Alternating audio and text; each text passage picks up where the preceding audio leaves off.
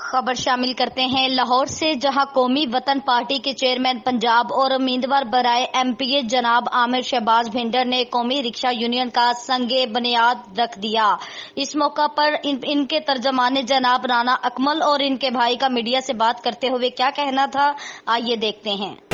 Actually رکشہ union بنانے کا مقصد ہمارا جو تھا کہ یہ معاشرے کا وہ پسا ہوا طبقہ ہے کہ اس کو کوئی بھی نہیں جانتا یا کوئی بھی اس کے بارے میں بہتری کے لیے نہیں سوچتا۔ آپ نے دیکھا ہے کہ ان کا آئے دن چالان اور ڈفرینٹ قسم کا استحصال کیا جا رہا ہے، خاص طور پہ مزدور کا۔ ان چیزوں کو دیکھتے ہوئے پچھلی گورنمنٹ کا جتنا بھی آپ کے سامنے ہی ہے کہ عمران خان کی گورنمنٹ اور مسلم لیگ نون کی حکومتیں رہی ہیں، تو وہاں پہ غریب کا استحصال کیا گیا ہے، خاص طور پہ غریب کے ساتھ کھیلا گیا ہے،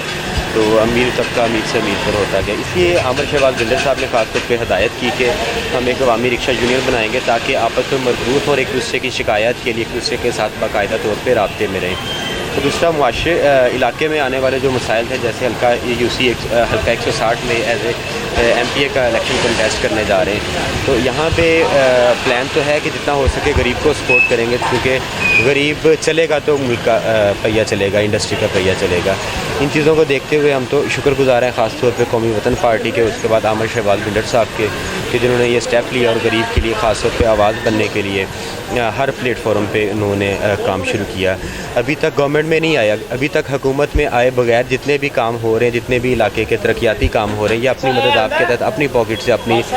جیب سے کریں۔ اسپیشلی مقصد کیا ہے کہ غریب کو سپورٹ کیا جائے جتنا ہو سکے۔ اس کے لیے ہم اسپیشلی شکر گزار ہیں عامر شہباز بھنڈر صاحب کے بھی اور قومی وطن پارٹی کے۔ اسپیشلی عامر صاحب کی طرف سے یہ کہا گیا کہ حلقے میں انشاءاللہ کامیاب ہونے کے بعد عوام کی فلاح کے لیے جو ہے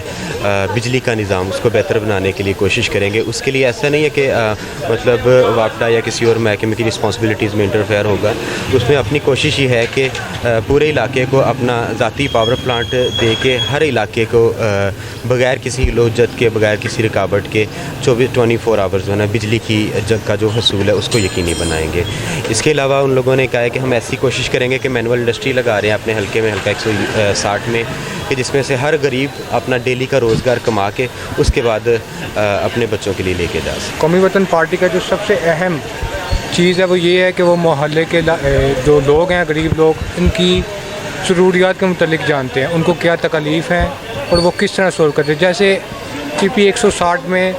رمضان کے اندر مسلسل پانی کا مسئلہ رہا ہے اور لوگوں کے گیس بھی نہیں آتی، اور کچھ لوگ ہمارے پاس اکٹھے ہو کے آئے ہیں، ہم نے ان کا مسئلہ سنا ہے، پھر ہم نے واسا والا